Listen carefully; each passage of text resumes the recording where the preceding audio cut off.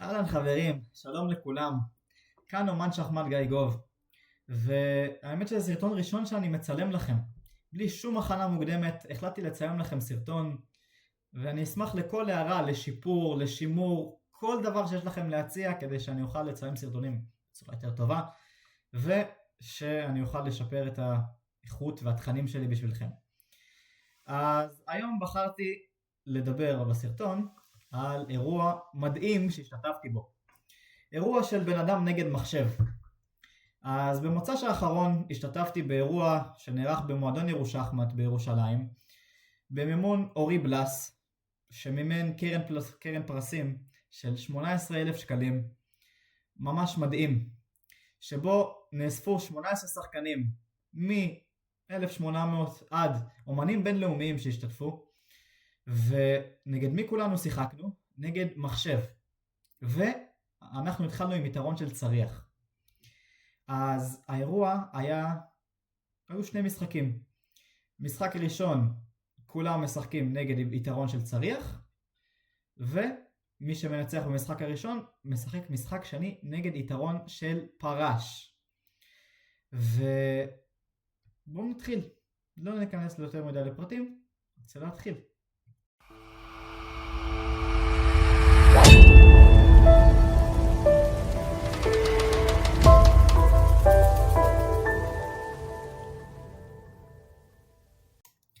אז שיחקנו שתי משחקים נגד מחשב, אפשר להגיד בוט, בשם לילה. אפשר להגיד שזה המחשב הכי טוב והכי חזק היום בשחמט. התחרנו 18 שחקנים בשתי משחקים, ואפשר להגיד שהוא פירק אותנו. ואני רוצה להראות כאן את המשחקים שלי. שיחקנו כפי שניתן לראות בקצב קלאסי, 1.5 שעות לכל שחקן פלוס חצי דקה תוספת לכל מהלך. ובואו נראה את המשחק הראשון. אז אני הייתי בשחור. כמובן שניתן לראות שחסר כאן צריח. המחשב התחיל בלי צריח. ובואו נראה את המשחק. התחיל A4. אני שיחקתי D6. היו שחקנים שהמליצו כאן על הפתיחה הזאת, ניתחו אותה בבית, ואמרתי יאללה, כנראה שהם ניתחו, הם התכוננו, הם יודעים משהו. החלטתי לשחק D6. D4, A5, אני רוצה כמה שיותר להחליף כלים. D5, פרש W6, פרש G3, G6, רוצה לשבור את האמצע. אני אעביר קצת, הוא עשה X3, עשיתי X5 על מנת למנוע כל מיני התקפות של Z4. לא רוצה לתת לו את כל החוויה הזאת להתקיף אותי. המחשב, אני אציין, בנוי, הוא לא משחק את המהלכים הכי חזקים לפי מחשב, אלא את המהלכים שהכי קשה לבני אדם להתמודד איתם, שזה מטורף. פרש F3, רץ A7, אני אעביר פה מהר. ניסיתי כמה שיותר להחליף כלים, כמה שיותר ליצור לבן בעיות, אבל כמובן שהבעיות היו רק אליי, רק אני הסתבכתי כאן. ופרש D7. למה? כי הוא פתאום מאיים פרש B5, המלכה שלי נלכדת, אני צריך לעשות משהו. רץ G4, G5, W4, ישר מנסה לפרוץ. F6, צרחה. מלכה G7, B3, מזרק לאט לאט, וכאן כבר העמדה יחסית סגורה, וזה מאפשר למחשב לקחת את הזמן שלו, לשחק הכי פשוט שהוא יכול. ואני בתור בן אדם משתגע, מנסה למצוא תוכנית, לא ממש מצליח. שיחקתי צריח ל-B8, מלכה E2, פרש B6 עוד פעם, לא מצאתי תוכנית.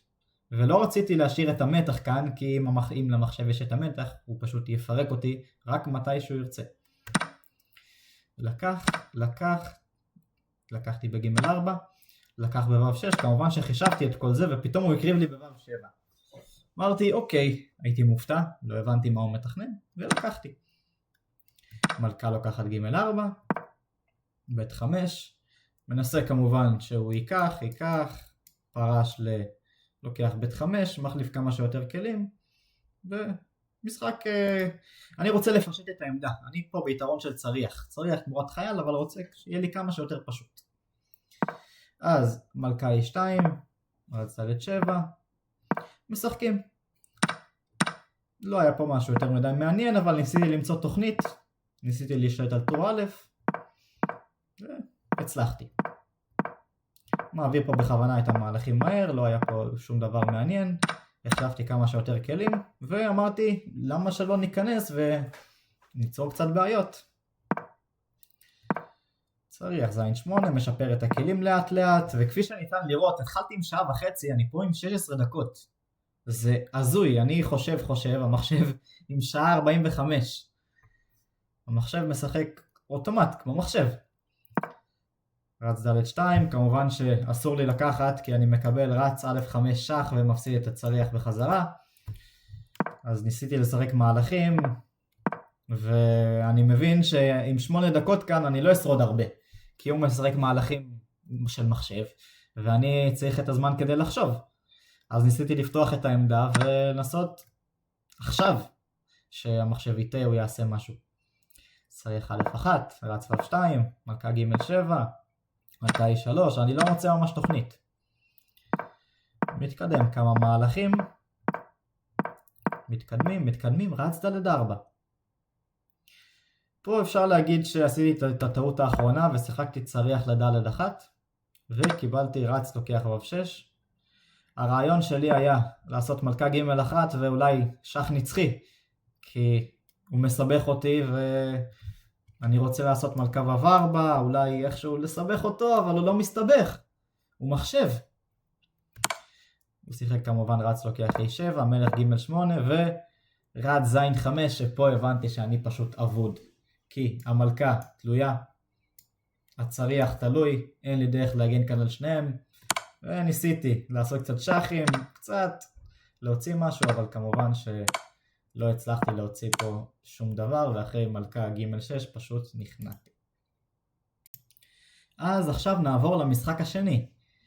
כמובן, אחרי שהפסדתי את המשחק הראשון, לא עברתי לשלב לשחק נגד הפרש, והתחלתי במשחק שני נגד עוד פעם.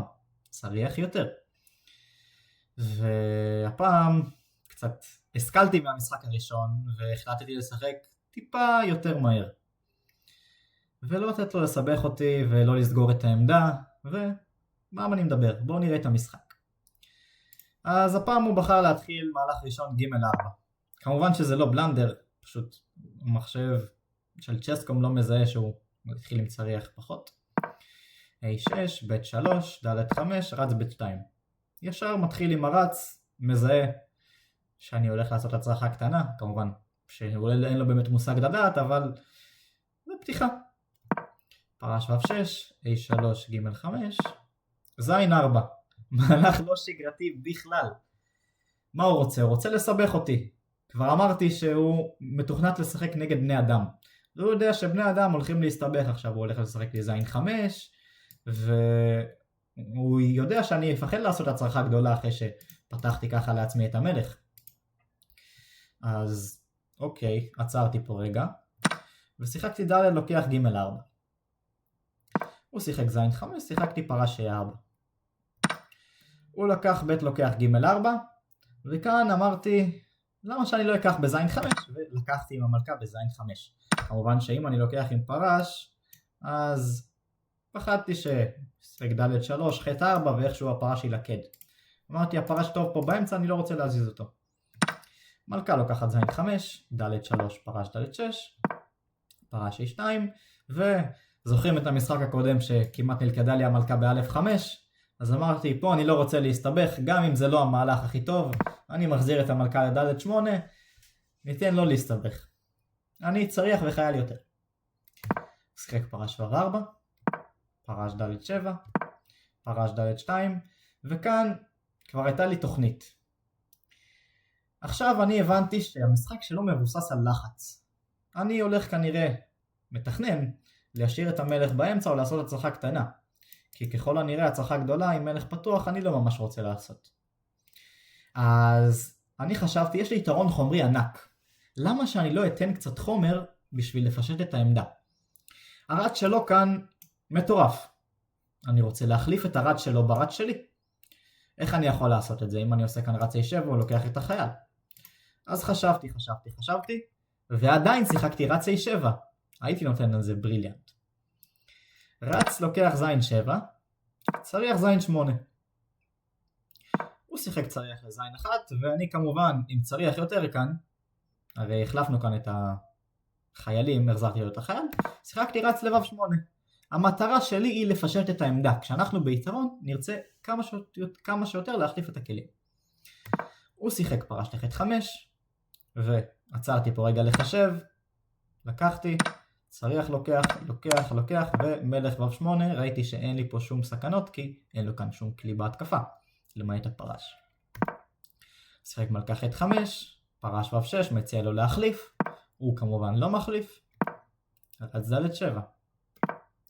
מלכה א' 1, מהלך מעניין, אם אני מזיז את הפרש, פתאום המלכה עושה לי בעיות.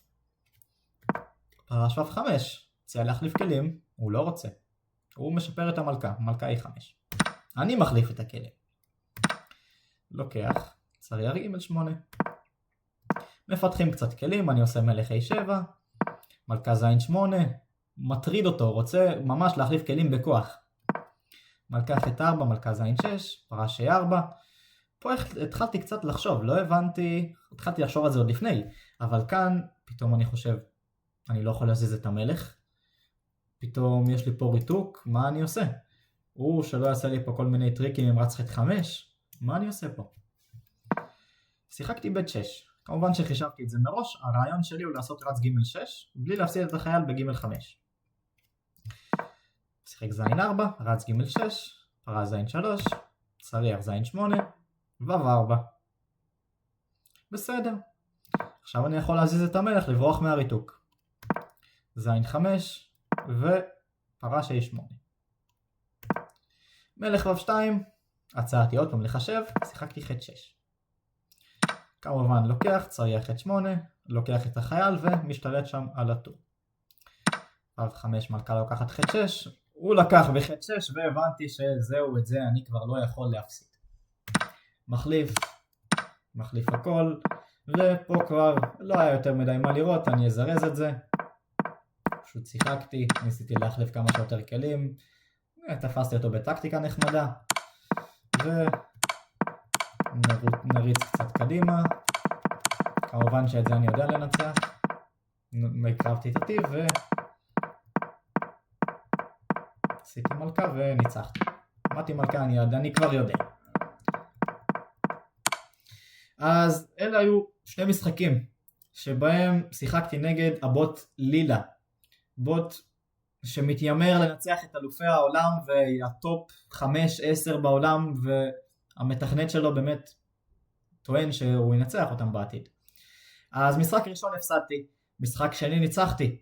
הפרס על ניצחון במשחק השני לאחר הפסד במשחק הראשון הוא 600 שקלים. אני זכיתי ב-600 שקלים, שכמובן דוקטור אורי בלס הביא אותם, מימן אותם, והיו עוד שחקנים, היו עוד 17 שחקנים חוץ ממני, ואף אחד מהם לא הצליח לעשות תוצאה של 1.5 נגד המחשב. כלומר, המחשב עשה, הכי גבוה שהוא עשה זה תיקו נגד בני האדם.